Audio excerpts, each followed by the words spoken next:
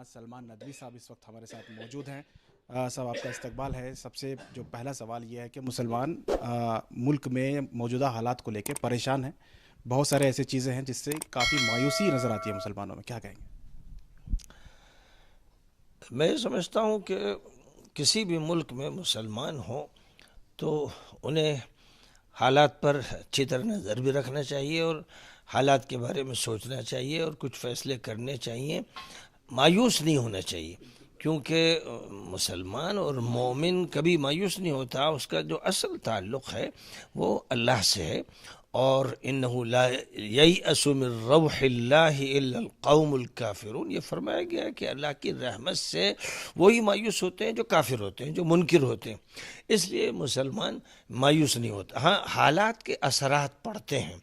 ضرورت اس بات کی ہے خاص طور پر ہندوستان میں کہ ایک ہوشمند قسم کی سمجھدار حکیمانہ مسلم قیادت ہو، اور ابھی جو صورتحال قیادت کی ہے اس میں بڑی کمی نظر آ رہی ہے۔ تو اس وقت ضرورت ہے کہ مسلمان غور کریں اور اپنی ایک نئی قیادت کو نمایاں کرنے کی کوشش کریں کہ جو مسائل کو سمجھے اور حل پیش کر سکے۔ مولانا، ہم نے دیکھا ہے کہ مسلمان جو ہے کسی کو اپنا لیڈر مانتے ہی نہیں ہیں۔ حال ہی میں ایک بہار کے پرشانت کشور نے کہا تھا کہ مسلمان کا اپنا کوئی لیڈر ہی نہیں ہے۔ جب ان کی قیادت ہی نہیں ہے تو پھر ان کی بات کون رکھے گا؟ اس پر کیا کہیں گے؟ میں سمجھتا ہوں کہ مسلمان سب سے زیادہ لیڈر مانتے ہیں، لیکن اجتماعی قیادت ابھی وہ قائم نہیں کر سکے۔ ان کی لیڈرشپ آپ اس طرح دیکھیے کہ ہر محلے میں ایک مسجد جو ہوتی ہے اس میں کوئی نہ کوئی امام ہوتا ہے۔ یہ بات آپ کو کسی اور قوم میں نظر نہیں آئے گی کہ اللہ کی عبادت بھی کریں تو کسی کو امام مقرر کر کے کریں، اور اس کی ایسی تابع داری کرتے ہیں کہ وہ اللہ اکبر کہتا ہے سب اللہ اکبر کہتے ہیں، وہ رکوع میں جاتا ہے سب رکوع میں جاتے ہیں، وہ سجدہ کرتا ہے سب کرتے ہیں۔ تو اس کا مطلب یہ ہوا کہ سب سے زیادہ مسلمانوں کے اندر قیادت کا احساس ہے، اور یہ کہ ہمارا کوئی امام ہونا چاہیے۔ یہ ان کو سبق پڑھایا جا رہا ہے روزانہ 5 مرتبہ، اور وہ جماعت کے ساتھ نماز ادا کر رہے ہیں۔ جمعہ کا وقت ہوتا ہے، جمعہ کا دن ہوتا ہے، جمعہ کی نماز کا وقت ہوتا ہے تو ایک بھیڑ ہوتی ہے، یعنی پورا محلہ ایک بڑی مسجد میں اکٹھا ہو جاتا ہے اور ہزاروں لوگ ایک شخص کے پیچھے نماز پڑھتے ہیں، اور یہ بھی نہیں دیکھتے کہ یہ شخص کس قبیلے کا ہے، کس خاندان کا ہے، اس کی کیا حیثیت ہے، پیسہ اس کے پاس کتنا، یہ سب نہیں دیکھتے۔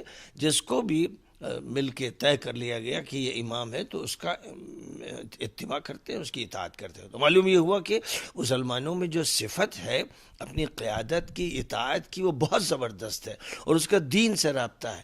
اب ضرورت اس بات کی ہے کہ 5 وقتہ نماز میں امامت کا جو طریقہ کار ہے ہم پوری زندگی پر اس کو نافذ کر دیں، اور پوری زندگی اللہ کی بندگی کی ایسی بن جائے کہ گویا ہم اللہ کی عبادت کر رہے ہیں اور نماز پڑھ رہے ہیں۔ تو جو نماز میں ہمیں سکھایا جا رہا ہے ایسا کیوں ہے کہ وہ عام نہیں ہو پا رہا ہے؟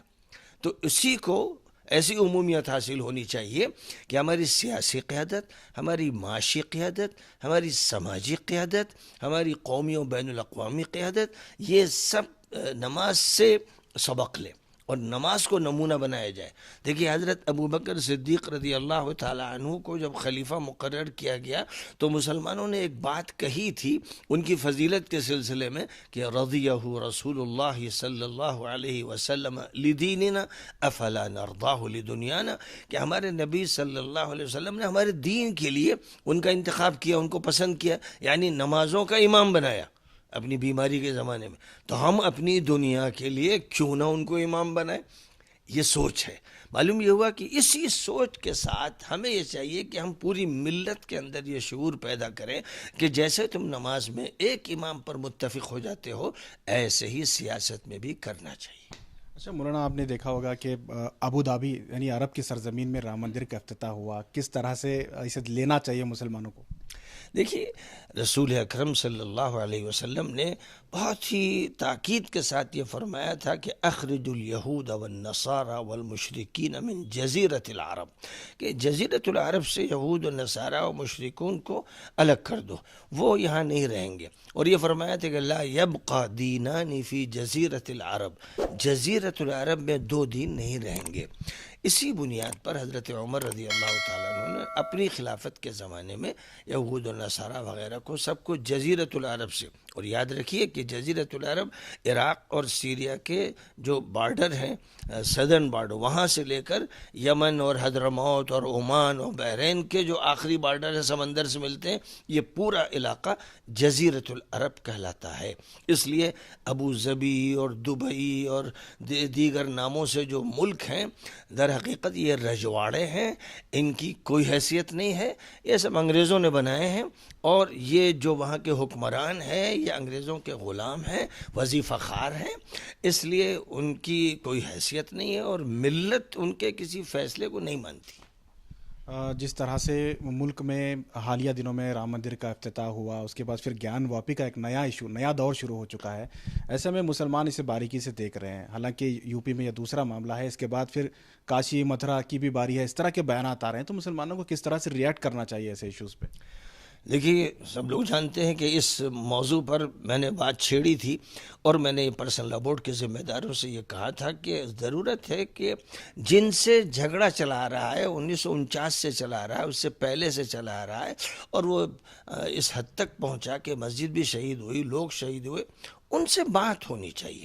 یہ جو بات کا طریقہ کار ہے کہ نبی صلی اللہ علیہ وسلم سے جنہوں نے بدر میں جنگ لڑی، احد میں جنگ لڑی، خندق کی جنگ لڑی گئی، انہی سے بات کی حضور پاک علیہ السلام نے سن 6 ہجری میں، بڑی بڑی جنگوں کے بعد بات ان سے کی، جنہوں نے ٹکر لی، جنہوں نے دشمنی کی۔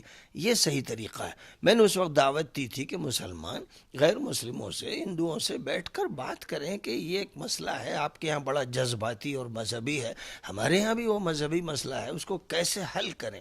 اور میں نے بہت سے دلائل کی روشنی میں یہ بات کہی تھی کہ اس مسجد کا ایشو ایسا بن گیا ہے کہ جب یہ اٹھے گا تو پھر اس کے نتیجے میں جانیں جائیں گی اور بڑے نقصانات ہوں گے، اس لیے ہم جگہ دوسری اختیار کر لیں، وہاں اپنی مسجد بنائیں اور اس کو چھوڑ دیں، اس سے ہم دستبردار ہو جائیں۔ اس کے لیے میں نے حضرت عمر رضی اللہ تعالی عنہ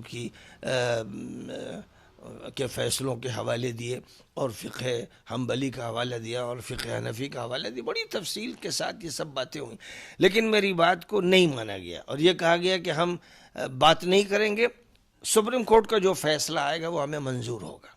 یہ سب نے کہا، پرسنل لا بورڈ نے کہا، جمعیت العلماء نے کہا، دیوبند نے کہا، ندوہ نے کہا، سب نے کہا۔ تو جب سب نے کہا تو میں نے کہا ٹھیک ہے بھائی، آپ ہمارے بڑے ہیں، بزرگ ہیں، آپ اگر یہ کہتے ہیں تو ہم بھی پھر انتظار کرتے ہیں، ہم نہیں کرتے بات۔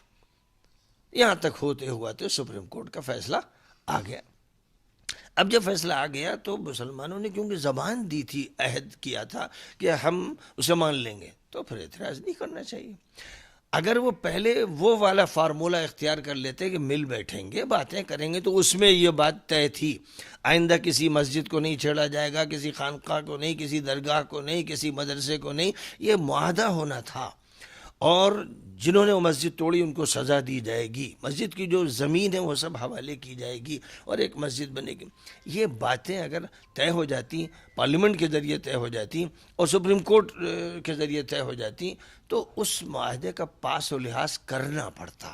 لیکن جب ہم نے یہ نہیں کیا اور یہ کہا کہ بھئی سپریم کورٹ یا کورٹ کا فیصلہ، تو اب جو فیصلے ہو رہے ہیں، گیان واپی کا کورٹ ہی تو فیصلہ کر رہا ہے، اور کورٹ کے بارے میں بڑے بڑوں نے اعتماد کا اظہار کیا۔ ہمارے مولانا ارشد صاحب دامت برکاتہم نے کہا کہ بھائی کورٹ کا فیصلہ ہم مانیں گے، اور یہی پرسنل لا بورڈ نے کہا۔ تو جب آپ کورٹ کو مان رہے ہیں کہ یہاں سے ہمیں انصاف ملتا ہے اور یہیں سے ہم کو امید ہے، تو پھر چاہے گیان واپی کا مسئلہ ہو، متھرا کا مسئلہ ہو، کہیں کا بھی مسئلہ ہو، آپ اسے کورٹ میں لے جائیے، یہی راستہ ہے آپ کے لیے۔ اور اگر آپ کا مشورہ مانتے تو زیادہ بہتر ہوتا، لیکن ابھی آپ کا مشورہ کیا ہے موجودہ حالات پر؟ نہیں، اب موجودہ حالات میں پھر میں یہ کہتا ہوں کہ مل کر بیٹھنا چاہیے، بات کرنا چاہیے کہ مستقبل بہت لمبا ہے، وہ چند دنوں کا نہیں ہے، اور الیکشن سامنے آ رہے ہیں جو بہت بڑے فیصلہ کن الیکشن ہیں، تو اس کے سلسلے میں بھی اور اسی طرح کے یہ مسائل جو ہیں ان کے بارے میں ہمیں بات کرنا چاہیے موجودہ قیادت سے۔ ہمیں یہ نہیں دیکھنا چاہیے کہ یہ بی جے پی ہے اور یہ کانگریس ہے اور یہ فلاں، ان ناموں کے چکر میں نہ رہتے ہوئے یہ دیکھنا چاہیے کہ جس کے ہاتھ میں ابھی انتظامات ہیں اور اس کے بعد حکومت ہے، اس سے بات کی جائے کہ ملک میں امن چاہیے، شانتی چاہیے، محبت چاہیے. آپ بھی یہ کہتے ہیں، جو بڑے لیڈر ہیں وہ یہ کہتے ہیں، تو جو بات کہتے ہیں آپ اسی کو ایکشن میں لانا ہے اور مل کر بیٹھنا ہے. لیکن سیاسی مفاد اس میں چھپا ہوا ہے، تو کیسے ہندو مسلمان کی بات ہوتی تو الگ بات تھی، لیکن اس میں پوری طرح سے سیاسی ایک مفاد ہے، تو کیسے بات چیت ہوگی؟ سیاسی مفادات جو ہیں وہ اسی شکل میں زیادہ بہتر طریقے پر محفوظ رہیں گے. سیاست اگر جھگڑے کی ہوتی ہے تو کسی کے لیے امن نہیں ہوتا ہے. اس لیے میں سمجھتا ہوں کہ یہ جو سیاست ہے یہ بھی مستحکم ہوگی اس وقت ہوگی جب ہم بات چیت کریں گے اور ایک پیغام محبت کا دیا جائے گا، تعلق کا دیا جائے گا کہ ہندو مسلم کوئی لڑائی نہیں. جب ہندو مسلم لڑائی ختم ہو جائے گی، سناتن دھرم اور اسلام میں اتفاق اس معنی میں ہو جائے گا کہ ایک ایشور ہے، ایک اللہ ہے، اس نے پروفٹس بھیجے اور آخری پروفٹ محمد صلی اللہ علیہ وسلم ہے. یہ بات اگر ہوتی رہے گی تو ماحول بدلے گا. آخری سوال مولانا، یہ یو سی سی جو اتراکھنڈ میں لایا گیا ہے، جس طرح سے پورے ملک کے مسلمان اس سے پریشان ہیں کہ یو سی سی کیا پورے ملک میں لاگو ہوگا، اگر ہوگا تو کس طرح سے ہمیں جواب دینا ہوگا؟